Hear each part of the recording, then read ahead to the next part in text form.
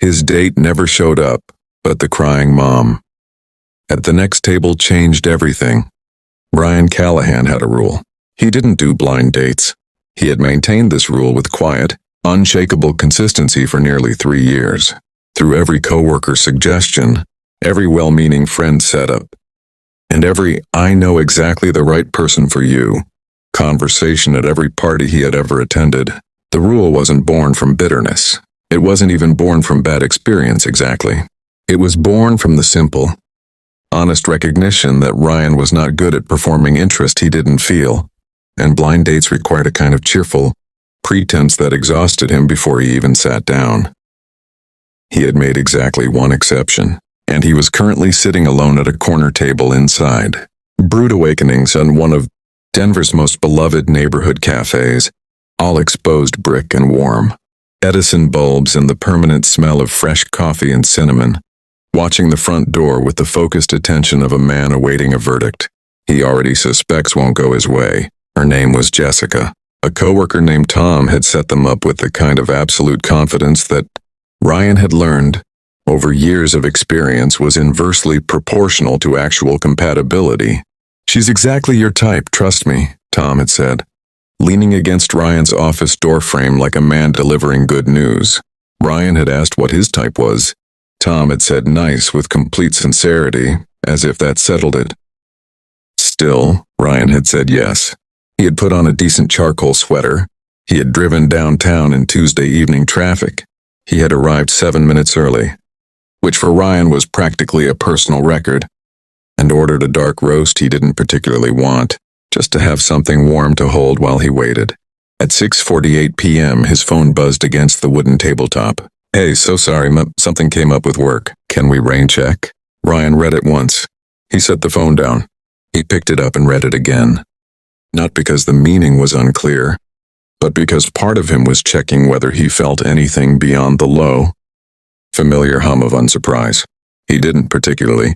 He typed sure. No problem with the practiced ease of a man who had been disappointment-proofing himself.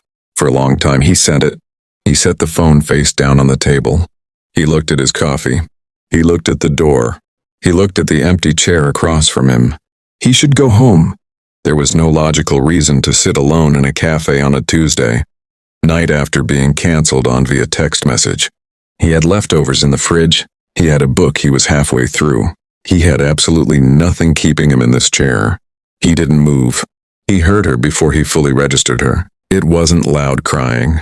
Nothing that drew the attention of the whole room or made the baristas look up from behind the counter.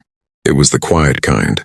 The particular, exhausted kind of crying that comes from deep inside a person who has been holding too many things together for too long and has arrived, on an ordinary Tuesday evening, at the precise moment where they simply cannot hold all of it anymore. Ryan turned his head slowly, the way you do when you don't want to stare but can't quite stop yourself. 2 tables away, a young woman sat with a small child settled on her lap, a little girl, no more than 3 years old, with soft brown curls and round pink cheeks, wearing a yellow shirt with a small flower on the pocket.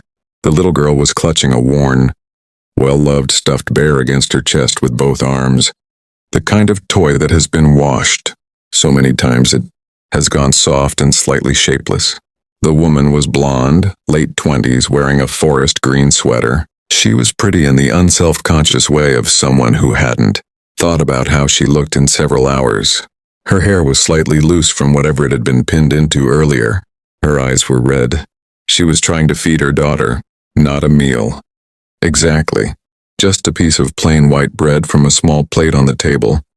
The kind of simple, inexpensive thing you ordered when you were in a place that served food, but the rest of the menu was out of reach. She was breaking it into small pieces, with slightly trembling hands, and offering them one at a time to the little girl, who accepted each piece with great seriousness and chewed it, with the focused attention of a toddler, treating eating as her primary occupation. The tears were running down the woman's face freely. She wasn't wiping them. She wasn't trying to stop them or hide them or explain them to the room. She was just letting them fall while she made sure her daughter ate, as if feeding this child was the one fixed point in her world and everything else including her own dignity, her own pain, her own falling apart, and could wait. The little girl looked up at her mother. She reached up with one small, soft hand and touched her mother's face, gently, twice, the way a child does when they don't have words. Yet but understand, in the deep wordless way of the very young, that something is wrong and that presence is the only comfort they know how to give. Ryan looked away. He picked up his coffee. He stared at the wall. He was not the kind of person who walked into strangers' private pain. He had always believed that people deserved the dignity of their difficult moments. Without an audience, he looked back. There was a man sitting across from the woman, dark sweater, dark hair, broad shoulders. He hadn't said anything since Ryan started watching, hadn't offered a napkin, hadn't leaned forward, hadn't made any of the small, instinctive gestures that people make toward someone. They care about who is crying in front of them. He was sitting with his arms folded, and his jaw set and his body angled, slightly away from the table, like a man who had already decided to leave and was working out the timing. He checked his phone, looked at the screen for a moment, put it back in his pocket. Something quiet and absolute settled in Ryan's chest like a stone dropping to the bottom of still water. He stood up. He still doesn't know exactly what he was planning to say. He genuinely didn't have a script. He picked up his coffee, crossed the 8 feet between their tables, and said to the general air, to no one specifically, "I'm sorry.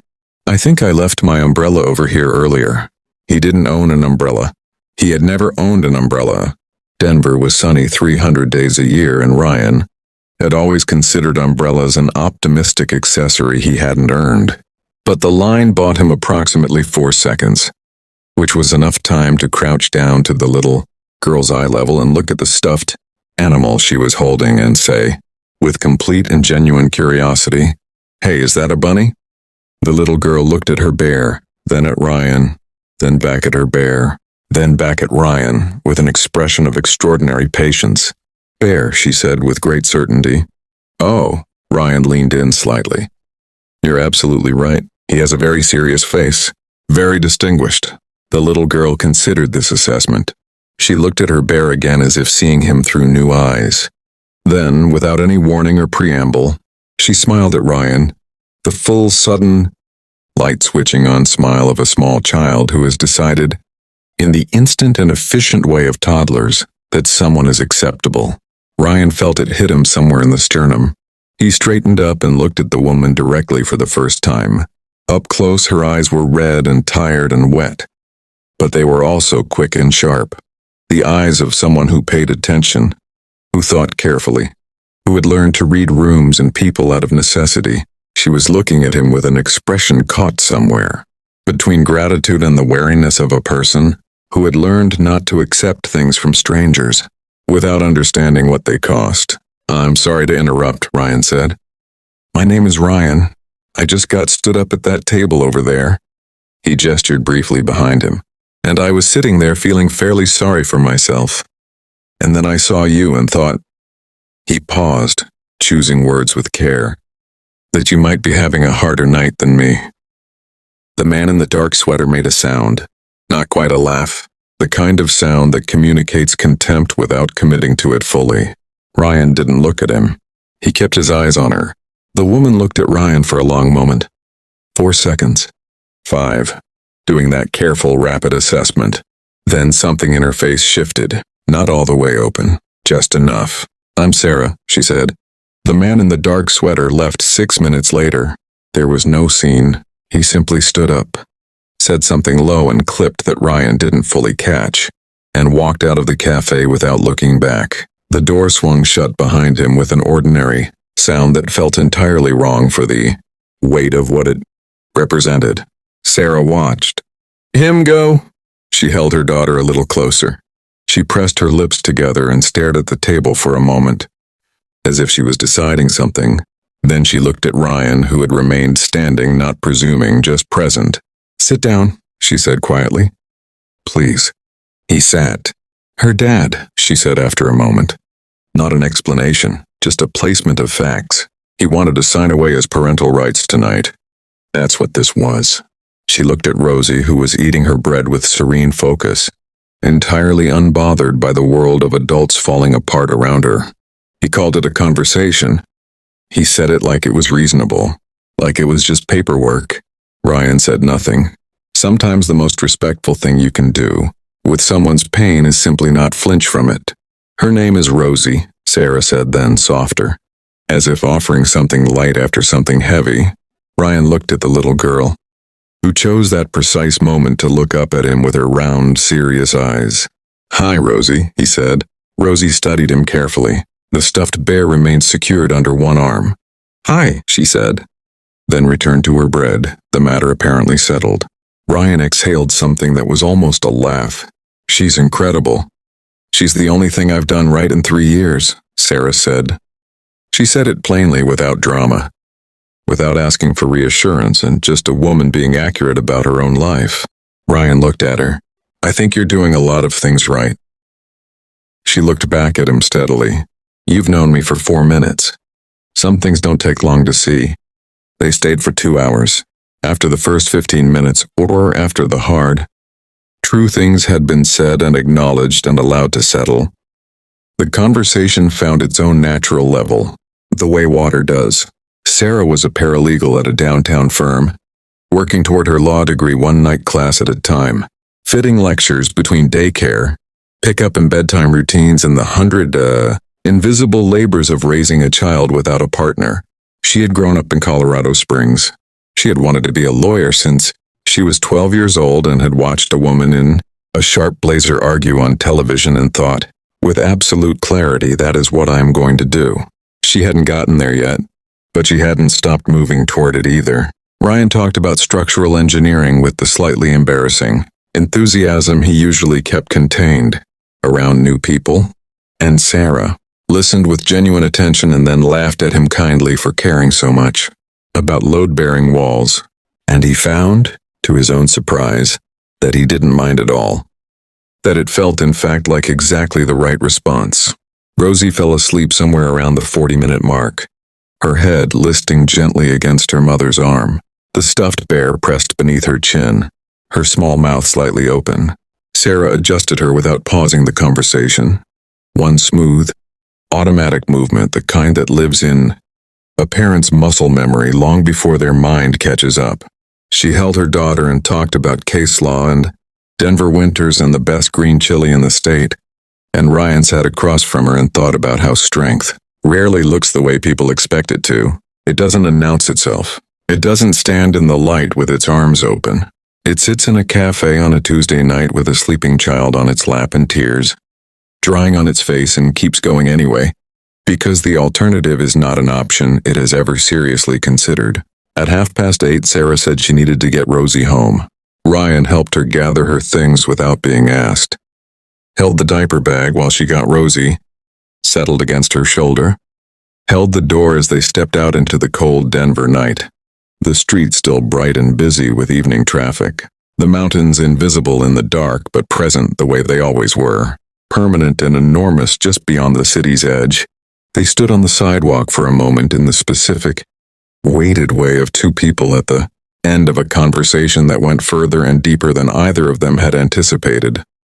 When the ordinary social accounting doesn't quite cover what happened and no one is entirely sure how to close it properly. "Thank you," Sarah said. "You didn't have to stay. You didn't have to come over in the first place." "I know. So why did you?" Ryan thought about it. He didn't rush the answer. "Because Rosie touched your face," he said. "When you were crying, she just reached up and touched your face." He paused. "And I thought that any kid being raised to do that automatically, at 3 years old, her family deserves good things to happen to them." Sarah was quiet for a long moment. Rosie slept on her shoulder, breathing slow and even. One small fist curled against her mother's collarbone. "She does deserve good things," Sarah said softly. "So do you," Ryan said. "You know that, right?" Sarah looked at him, really looked at him. The careful and direct way she had been looking at him all evening. The look of someone who weighs things honestly. "I'm working on believing that," she said. "That's enough," he said. "That counts." He asked for her number before she got to her car.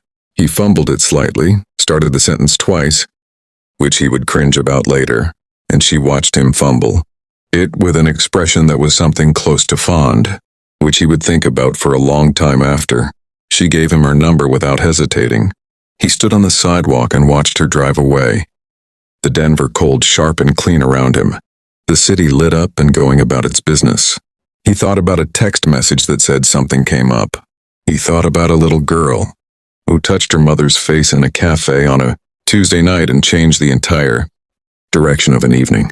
He thought about the fact that he had almost left. He was profoundly, quietly glad that he hadn't. 3 months later, on a Saturday morning, Sarah was making coffee and Ryan was sitting at her kitchen table attempting to interest Rosie in a picture book about dinosaurs. Rosie had opinions about the dinosaurs. Strong ones. She was communicating them at length. At some point, without any particular segue, Rosie looked up at Ryan across the table. She had a piece of toast in one hand. She pointed at him with the other.